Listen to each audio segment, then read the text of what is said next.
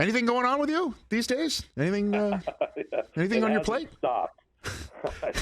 I showed up at a place that I thought would be nice and relaxing for July 4th weekend, and the world slipped on us a little bit. But hey, that's the way it rolls. I know that is the way it rolls. So there is a couple of news items out there I'd love to get your reaction to. And the first one is the piece that Pete Thamel of the Worldwide Leader, ESPN, wrote that the presidents and chancellors who make up the College Football Playoff Board of Managers talked briefly Monday about moving major college football out of the NCAA and under a governance structure of the College Football Playoff. What can you tell us about this? Yeah, well, and I can speak from my perspective. That's been a notion that's bubbled for a while.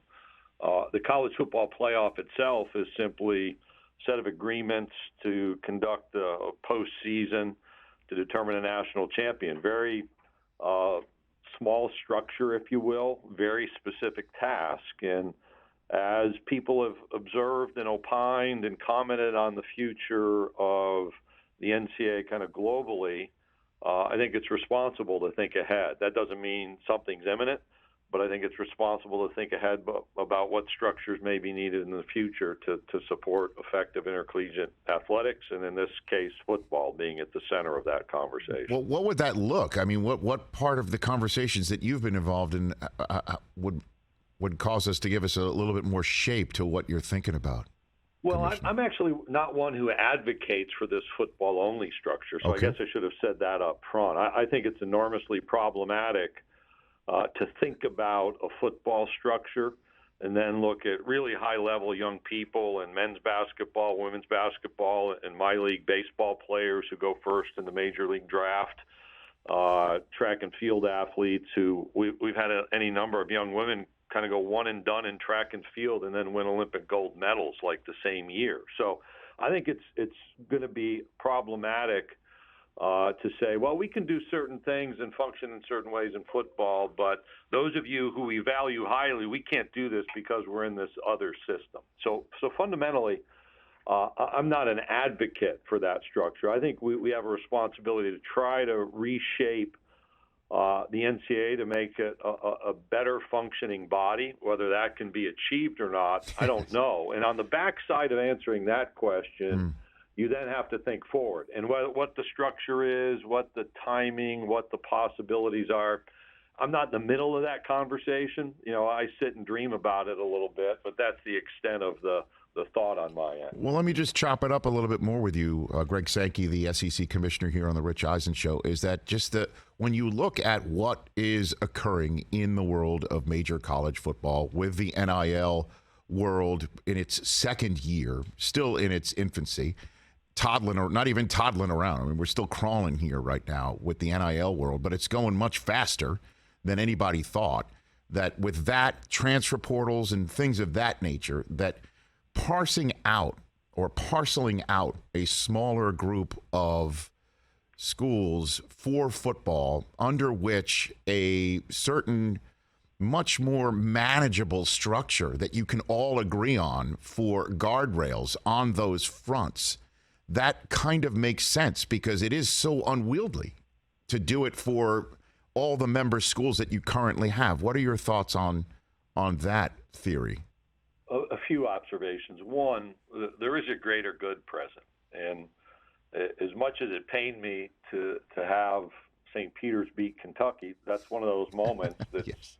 presented by the way we approach kind of a big tent. And I want to make sure that you understand there's a T on the end of the word tent. Yes. Approach.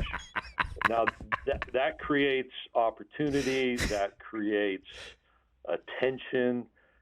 It creates really this joy, whether it's Maryland, Baltimore County, Virginia, Bucknell, Kansas. We can go down the line. Something really special. There is something special about that. So for all of the criticisms, there is a really inherent value there.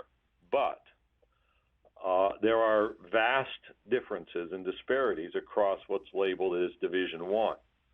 Are we able, across 350-plus universities, 32 conferences, to support a more effective structure, to be more nimble in our decision making, while still maintaining some connection? That's a difficult question to answer, and then that leads into really the predicate for your question, and all of these changes and pressures and expectations and resources and TV and media that are different, that create the need for us to continually adapt. I mean, those realities are almost bookends to the middle of the conversation, and we have to be wise and judicious in that conversation to make sure we support opportunities broadly and at a high level. All right, last thing for you, Greg Sankey. I'll ask the question to you that I think a lot of people are wondering, that if we do move to, or the college football world moves to a larger conference, and you just get a whole bunch of teams in a hat, and if the school presidents do finally decide to do something that you say you're not really for anyway, but would you be up for, or at least if the NCAA needs to be reformed, running the whole enchilada? Would you be up for that?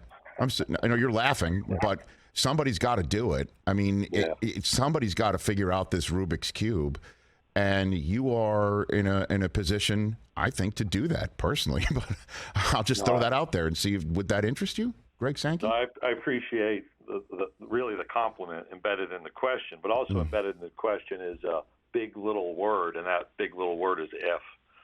So a lot of ifs in there. I am proud to have the role I have, to be commissioner of the Southeastern Conference for a kid born in Auburn, New York, and raised in that central New York area. To be in this position is a surprise in some ways. It's an honor, and it's a great responsibility. And that's where I focus. You know, in a way, Rich, I feel like I'm one of those coaches up at the microphone saying, no, nobody's called. I don't have any interest. But the reality is the scope and scale of what we do, that's my focus. And I think Mark Emmert has had an impossible job. And I like jobs filled with possibilities, not impossibilities.